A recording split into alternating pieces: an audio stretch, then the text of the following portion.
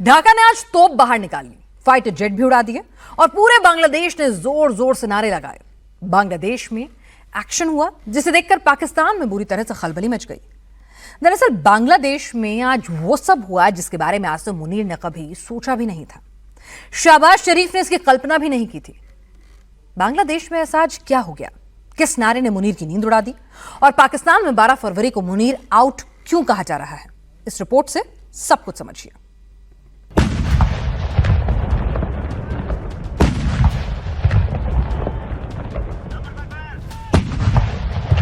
बांग्लादेश में बारूद बरसाती तो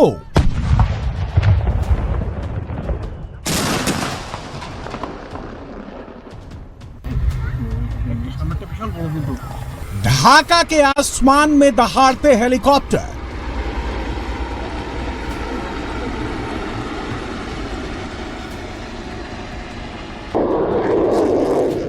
दुश्मन के सामने गरजते फाइटर जेट,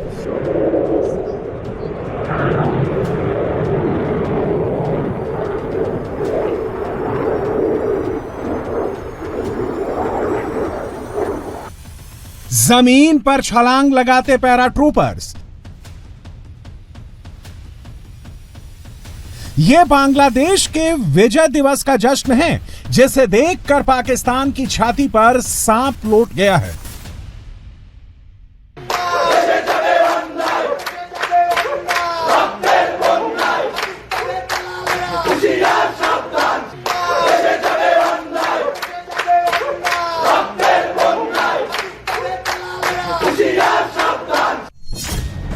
ये वो तारीख है जिसका जिक्र आते ही पाकिस्तान को सरेंडर की तस्वीरें याद आती हैं। मुनीर को सपनों में 90,000 सैनिकों के झुके हुए सिर देखते हैं, फौजियों की उतरी हुई वर्दी दिखती है। पिछले साल ढाका में हुए तख्ता पलट के बाद पाकिस्तानी बहुत खुश थे। जब शेख मुजीब की मूर्ति तोड़ी गई तब पूरा पाकिस्तान फूला नहीं समाया। पाकिस्तानियों को लग रहा था कि अब बांग्लादेश 1971 भूल जाएगा, विजय दिवस भूल जाएगा। लेकिन ढाका ने विजय घोष के साथ बता दिया कि वो कुछ नहीं भूला।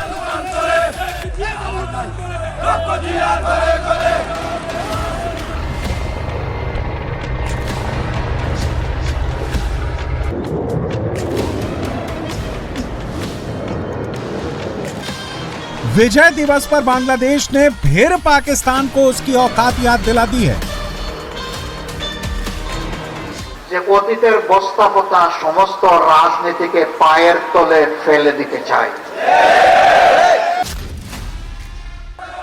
ढाका की धरती पर पाकिस्तान के खिलाफ लगे नारों ने बता दिया है कि वो कुछ नहीं भूला, न भारत से दोस्ती न पाकिस्तान से दुश्मनी।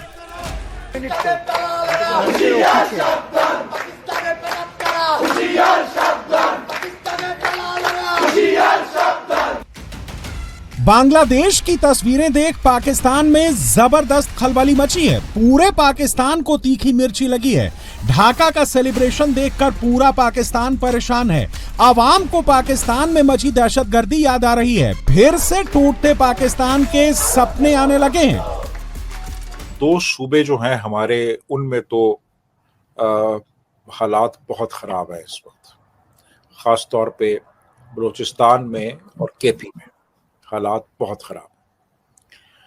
आज़ाद कश्मीर में जहां हम हुकूमतें बनाते हैं, बिगाड़ते हैं, नई बना देते हैं, अपने बंदे ले आते हैं, नुमाइंदा हुकूमत इस वक्त ना कश्मीर में है। अब एक नई हुकूमत ला रही है हमारी जो एस्टेब्लिशमेंट है। इसी तरह गिलगित बल्तिस्तान में भी इसी किस्म की सूरत हाल है। तो ये तो हाल है हमारी जो छोटे इलाके हैं, रियासतें हैं या छोटे सूबे हैं, उनमें। पंजाब में भी हालात ठीक नहीं है। पंजाब में भी और मरकज़ में भी, सिंध में भी इस वक्त जो मरकज़ में दो हुकूमतें हैं वो रिप्रेजेंटेटिव गवर्नमेंट्स नहीं है, क्योंकि वो एक जाली और फ्रॉड इलेक्शन के नतीजे में वजूद में आई। अच्छा, सिंध के अंदर भी अब रिजेंटमेंट बढ़ रही है क्योंकि ये NFC अवार्ड को भी रिवाइज करने जा रहे हैं। पीपल्स पार्टी रेजिस्ट तो कर रही है, लेकिन वो कितना रेजिस्ट कर लेगी? वो नैब के केसेस भी पिछले दिन उन्होंने कुछ खोल लिए थे, यानी फाइलें खुल गई थी, फाइलें बाहर निकल आई थी। तो मुल्क के अंदर इस वक्त रिप्रेशन है पाकिस्तान, इसमें कोई शक नहीं है, बेपनाह रिप्रेशन है, कोई बंदा खुल के बात नहीं कर सकता। पिछले साल बांग्लादेश में हिंसा हुई, शेख हसीना को जाना पड़ा। पाकिस्तान को लग रहा था कि अब पूरे बांग्लादेश को कंट्रोल कर लेगा, कट्टरपंथी जमात के जरिए अपनी मनमानी करेगा। लेकिन जिस जमात के दम पर पाकिस्तान उछल रहा था, वो जमात बांग्लादेश का मिजाज भांप चुकी है और मुनीर को ढाका की नई पॉलिटिकल लाइन समझा रही है। প্রিয় দেশবাসী, আজকের আমাদের এই যুব ম্যারাথন একটাই দেশবাসী এবং বিশ্ববাসীকে জানানোর জন্য যে অতীতের বস্তাপতা সমস্ত রাজনীতিকে পায়ের তলে ফেলে দিতে চাই। এই রাজনীতি বাংলাদেশে অচল, এই রাজনীতির পাহারাদারি যারা করতে পারবে তারা অচল মালে পরিণত হবে। এখন বাংলাদেশে নতুন রাজনীতি করতে হবে, যেই রাজনীতি হবে দেশ জাতি স্বাধীনতা এবং সার্বভৌমত্বের পক্ষে, যেই রাজনীতি হবে বিশ্বে মাথা উঁচু করে দাঁড়ানোর পক্ষে, যেই রাজনীতি হবে দুর্নীতির বিপক্ষে, যেই রাজনীতি হবে চাঁদাবাজদের বিপক্ষে, যেই রাজনীতি হবে দখলবাজদের বিপক্ষে, যেই রাজনীতি হবে মামলাবাজদের বিপক্ষে। मुनीर को लग रहा था कि हसीना जा चुकी है। ढाका में विजय दिवस पर कट्टरपंथी टोली मातम मनाएगी, भारत को चिढ़ाएगी। शहबाज को लग रहा था कि पाकिस्तान के सरेंडर का जिक्र अब कोई नहीं करेगा। लेकिन बांग्लादेश में हर नेता ने अपनी शुरुआत वहीं से की, जहां से पाकिस्तान को जबरदस्त मिर्ची लगती है। এই ঐতিহাসিক সরোয়ার্দী উদ্যান হচ্ছে সেই ঐতিহাসিক স্মৃতি বিজড়িত উদ্যান, যেখানে এই 16ই ডিসেম্বর পাকিস্তানি সেনাবাহিনী ওই সরোয়ার্দী উদ্যানে আত্মসমর্পণ করে তাদের অত্যাচার নির্যাতনের স্বীকৃতি দিয়ে বাংলাদেশের মানুষের কাছে ভুলের স্বীকৃতি দিয়ে আত্মসমর্পণ করেছিল। কিন্তু দুঃখজনক হলো দিল্লির আধিপত্যবাদী ষড়যন্ত্রের কারণে এই স্বাধীনতা যে বাঙালির স্বাধীনতা নয়, এই স্বাধীনতা যে আমাদেরকে তারা দেয় নাই, তার প্রমাণ সেই দিন প্রথম দিনে বিজয়ের দিনে দিয়েছে। बांग्लादेश में कट्टरपंथियों की टोली सड़क पर निकलती है तो पाकिस्तान बहुत खुश होता है, मुनीर तालियां बजाता है।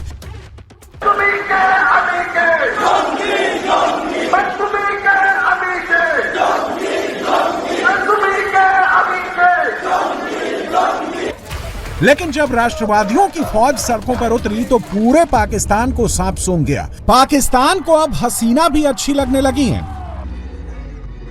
पाकिस्तान को प्रॉब्लम थी शेख हसीना से, इसलिए कि उनके टर्म्स जो है वो हिंदुस्तान के साथ अच्छे थे, तो हमें तो वो कभी पसंद ही नहीं आई।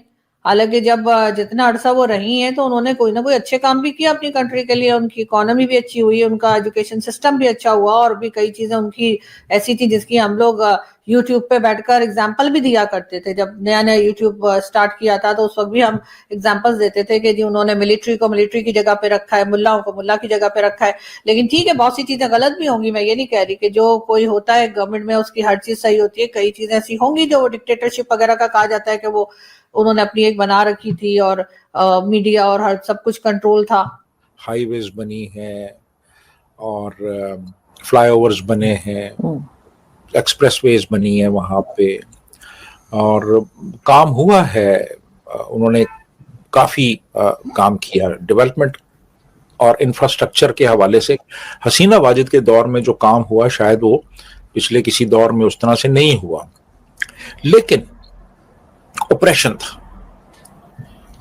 था, यानी शख्सी आज़ादियाँ नहीं थी, लोगों को अपनी बात कहने का उस तरीके से मौका नहीं दिया जा रहा था, हर चीज़ के ऊपर स्टेट कंट्रोल था। वो जब इंडिया को कोई बंदा चाहिए होता है तो इंडिया तो उस पर शोर डाल देता है और कहता है कि भाई इस बंदे को जो है वो वापस भेजो।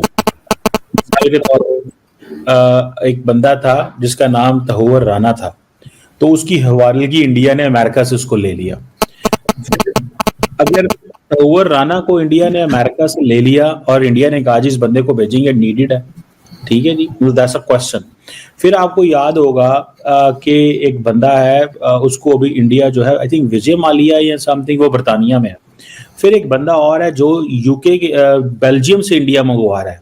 तो इंडिया ये एक्सपेक्ट करता है कि दूसरी कोर्ट्स इंडिया की सेंसिटिविटीज का ख्याल रखें। तो ये मौका तो बड़ा इंपॉर्टेंट है। बांग्लादेश ने 1971 की जंग भी देखी है, 2024 में हुई हिंसा भी देखी है।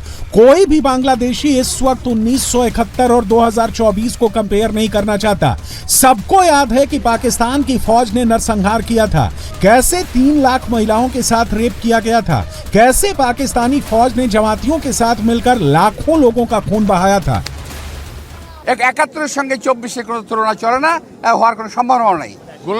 গোলাম আজম সহ ওর সাঙ্গ পাঙ্গরা যদি জাতির শীর্ষ সন্তান হয়, তাহলে বীর মুক্তিযোদ্ধাদেরকে অপমানিত করা হচ্ছে।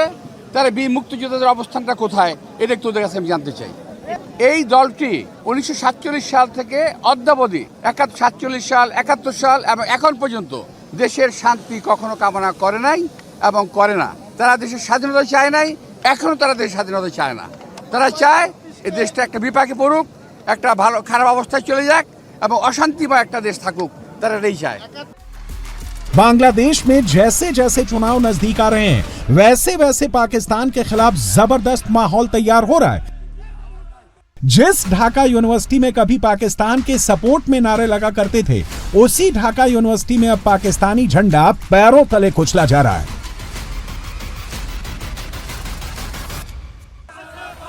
बांग्लादेश में एंटी पाकिस्तान माहौल देखकर सबसे ज्यादा टेंशन में आसिम मुनीर है, क्योंकि जिस दिन से ढाका में यूनुस का राज आया है, उसी दिन से मुनीर इस कोशिश में लगा है कि कैसे भी बांग्लादेश को अपने चंगुल में फंसा ले। इसके लिए वो कई महीने से डोरे डाल रहा है। शहबाज का सबसे खास मंत्री इशाक डार खुद बांग्लादेश जा चुका है। Munir navy chief admiral Naved Ashraf को ढाका भेज चुका है। गुडविल विजिट पर नेवी का जहाज सैफ भेज चुका है। पाक फौज का सबसे जहरीला जनरल शमशाद मिर्जा भी यूनुस से जाकर मिल चुका है। मुनीर के इशारे पर ढाका की कट्टरपंथी टोली खूब खून बहा चुकी है, लेकिन अब बांग्लादेश में चुनाव है और आवाम को सब समझ में आ चुका है। 12 फरवरी को ढाका से यूनुस की विदाई कंफर्म है। राष्ट्रवादी वोट के लिए इस वक्त जमात और बीएनपी के बीच सीधी जंग चल रही है। खालिदा जिया की बीएनपी 1971 में नरसंहार के लिए जमाते इस्लामी को जिम्मेदार ठहरा रही है। 1971 की रजाकार फौज जमात भी इस वक्त पाकिस्तान से तौबा कर रही है।